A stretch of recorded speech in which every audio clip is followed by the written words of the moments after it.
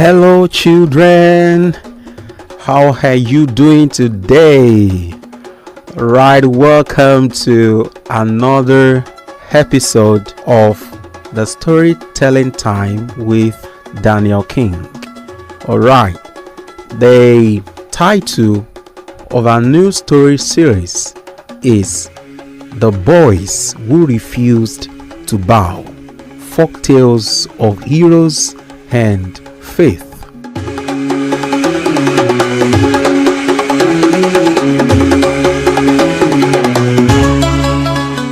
The four boys in the title of this series represent four states in Nigeria, which are among Nigeria's most historically and politically significant regions.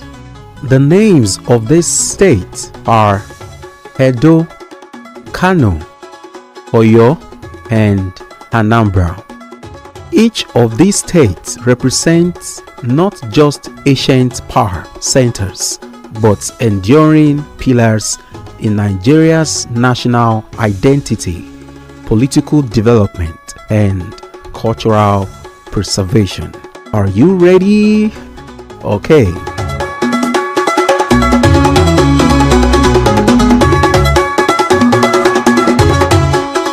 So the title of the first episode is The Lion of Benin, Oba Ovonramwen's Last Stand. Let the story begin.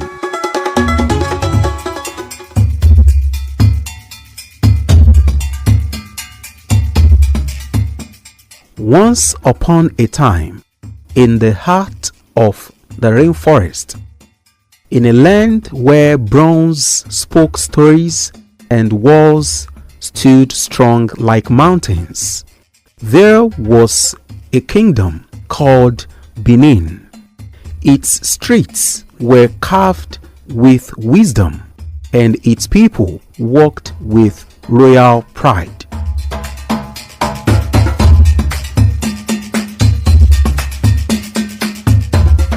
There lived a boy named Ovonramwen, son of a mighty Oba, born under the watchful eyes of the Iroko trees. From a young age, he listened closely to the voices of the elders. Bronze is not just metal, his grandfather would say, tapping the side of a sacred statue. It carries the spirit of our people. Ovonramwen would nod. He knew that one day he would become king, and when he did, he must guard not only the palace, but also the soul of the kingdom.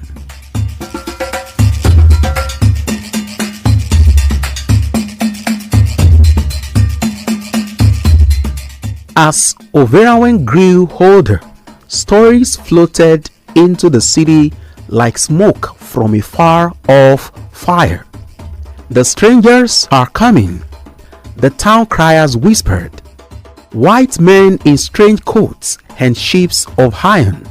Some said they came to trade, others said they came to teach. But the elders knew they came to take.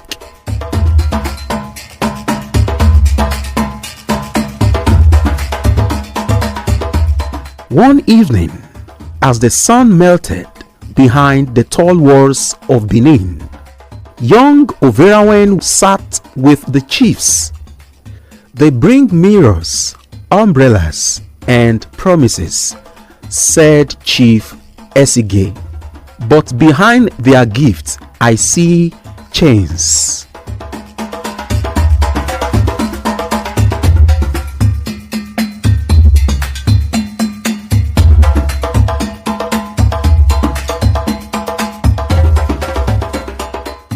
Ovonramwen clenched his fist. Then we will now bow, not our heads, not our hearts.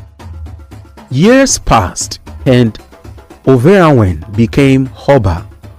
Oba Ovonramwen Nogbaise, the 38th king of the Benin Empire.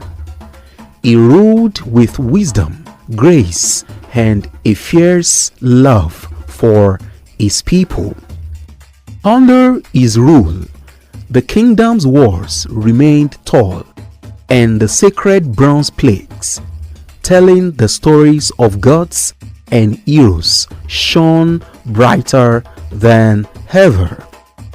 But the strangers grew impatient. They sent letters. They made demands. Give us your land. Give us your heart. Let us rule with you, they said. But Oba Ovonramwen stood firm. No man can trade his soul for silver, he told them.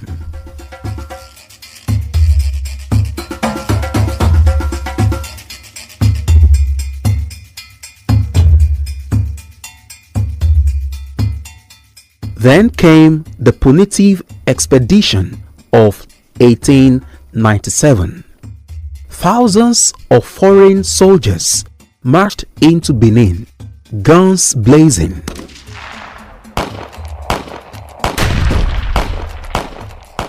Fire in their eyes. They burned the palaces, stole the sacred bronzes, and shattered the gates of the city. But the Oba had made a choice. He did not run. He did not kneel. He dressed in white, the color of peace and dignity, and walked into the forest to protect his people. There, he was captured not as a coward, but as a king who refused to surrender his culture.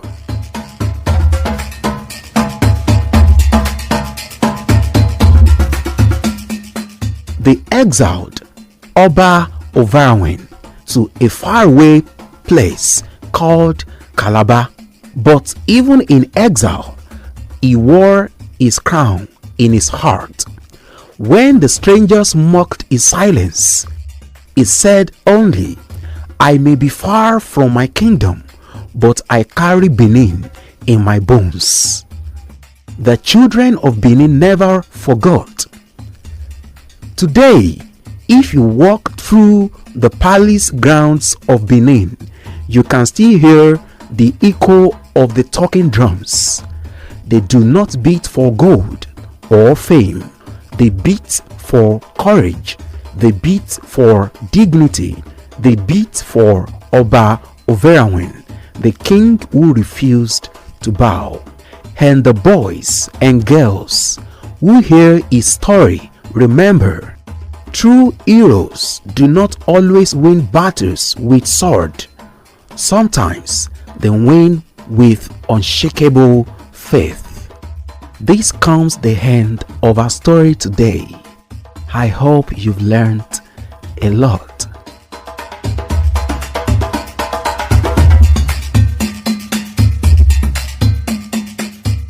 The moral of the story is this: stand for what is right, even when it costs you comfort. Your culture, your truth, and your faith are treasures that no gift can replace. Thank you for listening. Once again, my name is Daniel King.